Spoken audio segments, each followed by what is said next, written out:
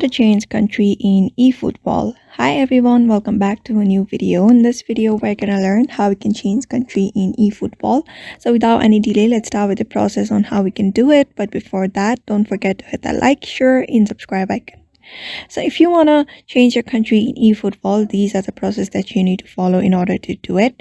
After opening up your eFootball application on your device, when you head over to the extras sections here at the fourth, you can see extras. Just swipe to that, and when you go to your user information, after tapping on user personal information, you'll be able to see all of your country and region that you've selected.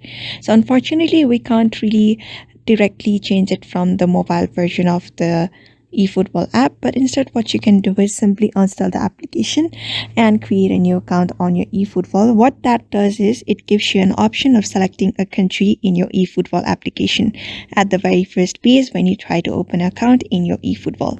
So just install the application. After that, re-log in, you open a new account, and there just choose a country that you want to choose, and that should basically do it.